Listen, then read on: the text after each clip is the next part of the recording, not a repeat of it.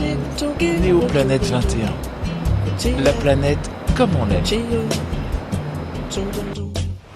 Il y a d'autres techniques aussi qui sont plus rares, mais l'électrolyse de l'eau qui représente seulement 1% de la production aujourd'hui. Alors en fait, dans les faits, c'est en fait 5%, mais 5% parce qu'en fait, on récupère de l'hydrogène fatal qui est produit par électrolyse, mais pour produire en fait essentiellement du chlore. Donc en fait, l'hydrogène est un sous-produit de cela. Et effectivement, les applications purement électrolyse pour produire de l'hydrogène, c'est comme vous l'avez dit Bruno, de l'ordre de 1%.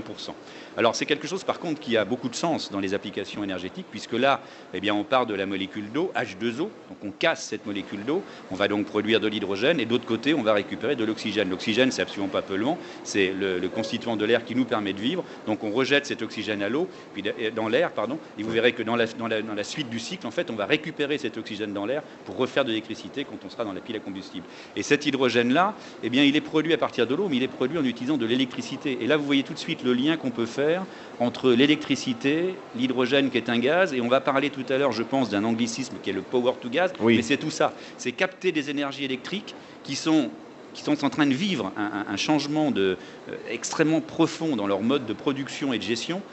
Et puis ces électricités excédentaires, éventuellement, en tout cas qui arrivent mal à se valoriser ou à s'injecter dans les réseaux électriques, les transforment en hydrogène qui est un gaz. Et puis ce gaz, eh bien, on va pouvoir lui ouvrir d'autres usages. C'est ça l'intérêt de l'électrolyse dans ces applications énergétiques. Alors on explique que lorsqu'on fabrique de l'hydrogène par vaporeformage avec de la vapeur d'eau, c'est parce qu'on fait consommer aussi on consomme aussi du bois, du gaz, des énergies fossiles. Il y a un rapport avec ces matières brutes qu'on utilise pour fabriquer de l'hydrogène? Alors, on peut, alors là vous remontez, il faut savoir, je pense que nos auditeurs ont sans doute oublié, mais quand on voit, par exemple, sur tous nos beaux bâtiments haussmanniens dans nos grandes villes, gaz à tous les étages, ce gaz à tous les étages, c'était du gaz de ville.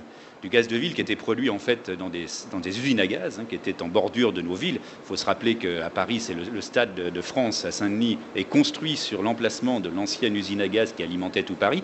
Et bien ces usines à gaz, on prenait du charbon et on faisait réagir ce charbon avec de l'eau et on produisait de l'hydrogène et puis d'autres gaz. Et c'est cet hydrogène à 50% en fait qui constituait le gaz qu'on distribuait dans tous les bâtiments jusque dans les années 60. Et puis un jour, on a découvert qu'il y avait du gaz dans la terre, gaz naturel, puisqu'il n'était pas produit, on l'extrayait de la terre. C'était le gaz de lac en France, et puis bien sûr tout ça s'est développé. Et c'est comme ça qu'on est passé en quelques années du gaz de ville au gaz naturel et qu'on est passé au CH4. Et on est en train un petit peu de redécouvrir les vertus de l'hydrogène comme gaz énergétique dans nos réseaux de gaz.